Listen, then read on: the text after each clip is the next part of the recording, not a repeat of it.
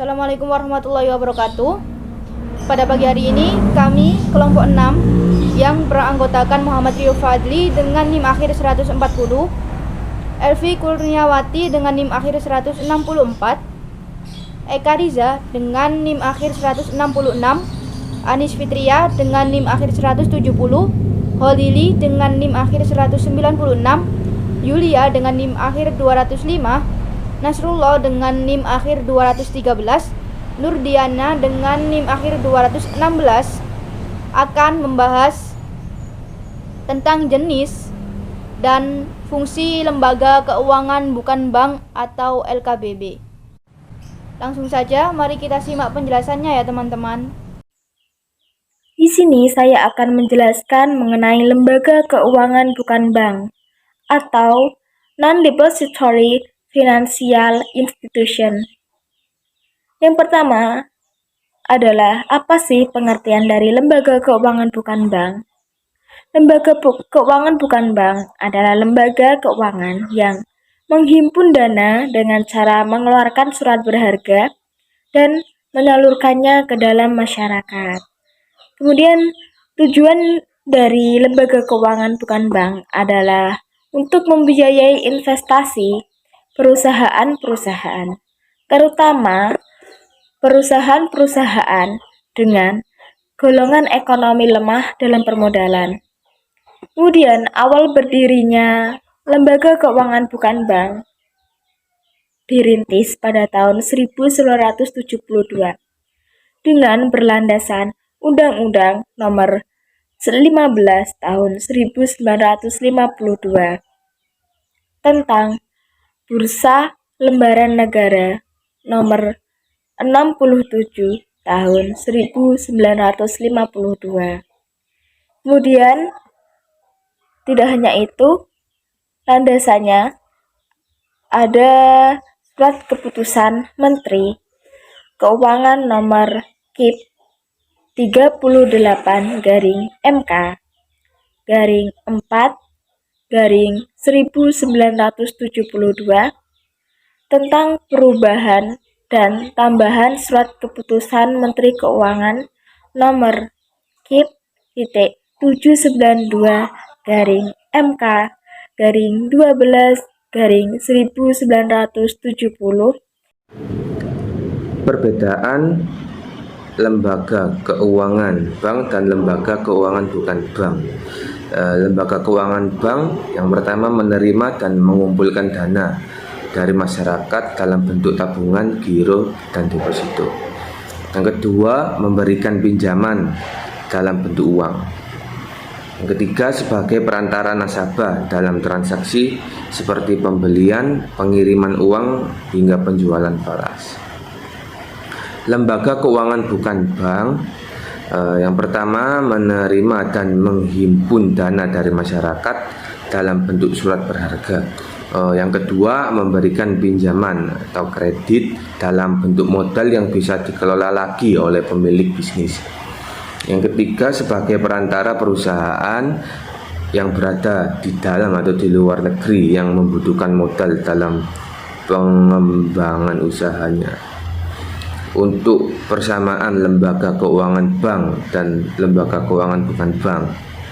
Lembaga keuangan bank dan bukan bank sama-sama mengelola dana yang dihimpun dari masyarakat untuk melakukan kegiatan-kegiatan produktif yang menguntungkan negara dan mensejahterakan masyarakat.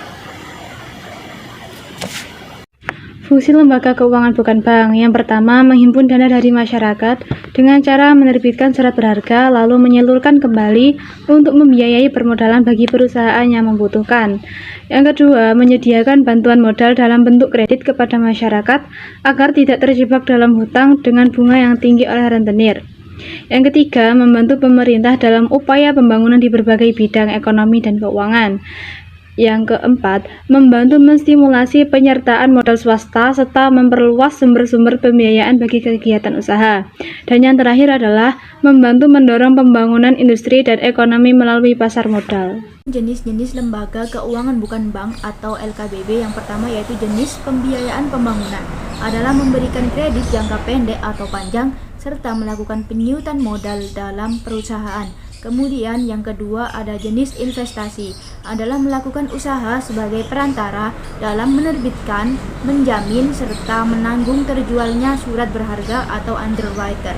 Yang ketiga adalah jenis lainnya, bertujuan untuk memenuhi kebutuhan masyarakat dalam bidang tertentu, seperti memberi pinjaman kepada masyarakat golongan menengah. Macam-macam lembaga keuangan bukan bank itu ada beberapa macam ya. Yang pertama ada pasar modal, di mana pasar modal itu merupakan tempat pertemuan dan melakukan transaksi antara pencari dana dengan para penanam modal dengan instrumen pertama yaitu saham dan obligasi, atau efek artinya itu surat-surat berharga. Terus yang kedua, pegadaian. Pegadaian ini suatu kegiatan menjaminkan barang-barang berharga kepada pihak tertentu guna memperoleh sejumlah uang dan barang yang dijaminkan dan akan ditembuskan kembali sesuai dengan perjanjian antara nasabah dengan lembaga gadai. Lembaga ini banyak dikelolai oleh BUMN. Terus yang ketiga, perusahaan asuransi, di mana perusahaan asuransi ini lembaga yang menghimpun dana melalui penarikan premi asuransi dan menjanjikan akan memberikan sejumlah ganti rugi jika terjadi suatu peristiwa atau musibah yang menimpa kepada pihak yang mengikuti program asuransi ini. Terus yang keempat, dana pensiun. Dana pensiun ini suatu seseorang yang memperoleh penghasilan setelah bekerja sekian tahun dan memasuki usia pensiun atau banyak sebab-sebab lainnya gitu, sesuai dengan perjanjian yang telah ditetapkan. Terus yang kelima, leasing.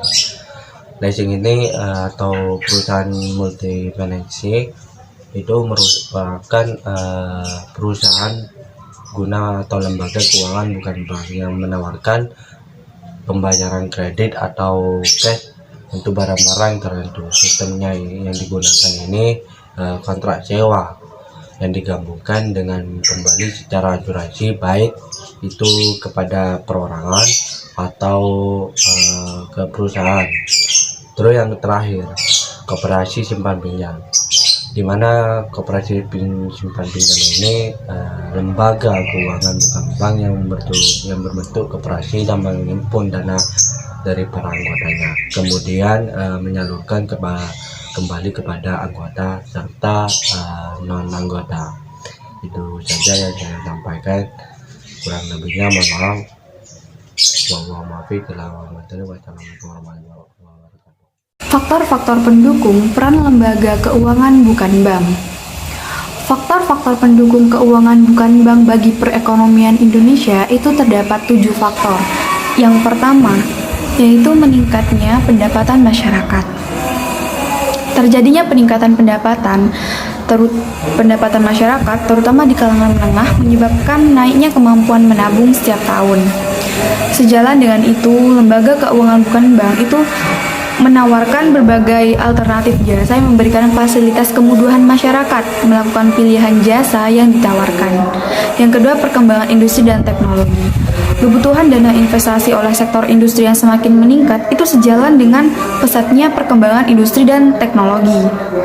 Untuk memenuhi kebutuhan sektor tersebut, lembaga keuangan bukan bank telah memperlihatkan kemampuannya untuk memenuhi semua kebutuhan modal sektor industri dalam jumlah yang besar. Yang ketiga, yaitu dominasi instrumen keuangan.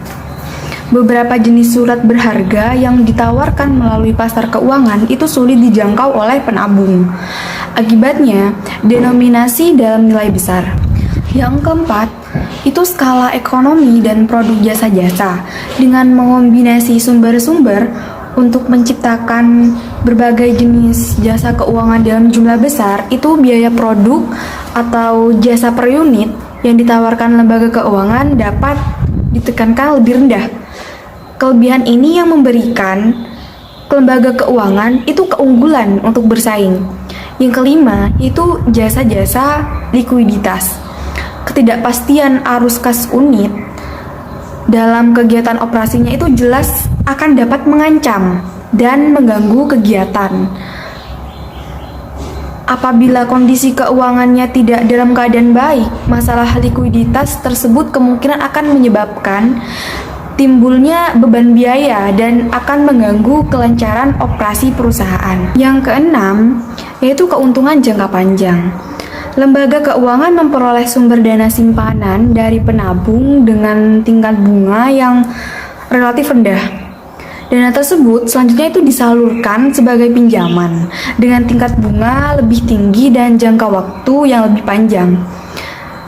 Antara biaya dana lembaga keuangan dengan tingkat bunga pinjaman itu tetap stabil. Karena biaya dana dan tingkat bunga kredit cenderung bergerak bersamaan, naik atau turun. Yang terakhir yaitu risiko lebih kecil. Studi kasus perlindungan terhadap nasabah lembaga keuangan non-bank akibat dari pandemik COVID-19. WHO mengumumkan bahwasanya COVID-19 pada 12 Maret 2020 sebagai pandemik.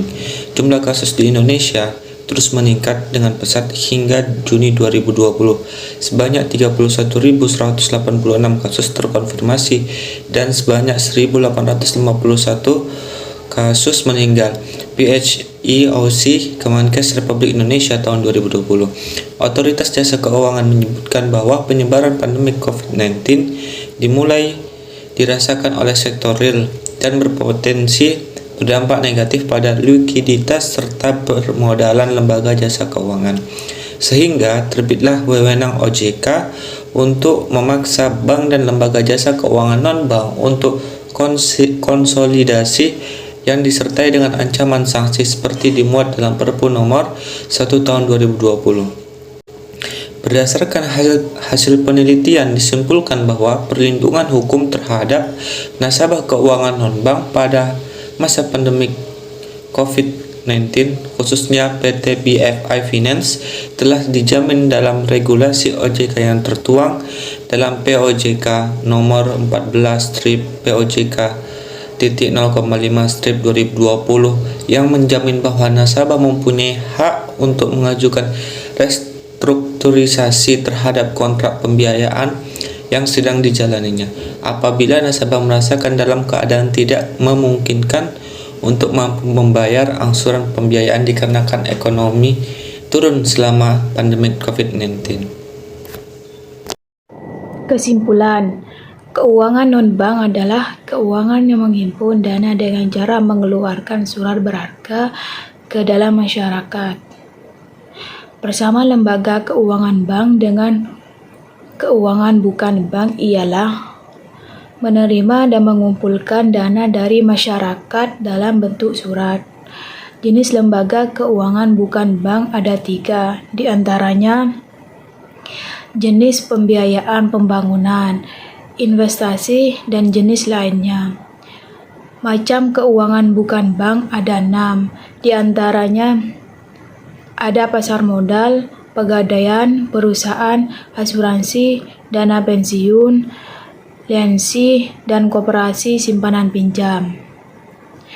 Faktor yang mendukung lembaga keuangan bukan bank ada 7, di antaranya meningkatkannya pendapatan masyarakat, perkembangan industri dan teknologi, dominasi instrumen keuangan skala ekonomi dan produk jasa, jasa likuiditas, keuangan jangka panjang, dan risiko kecil.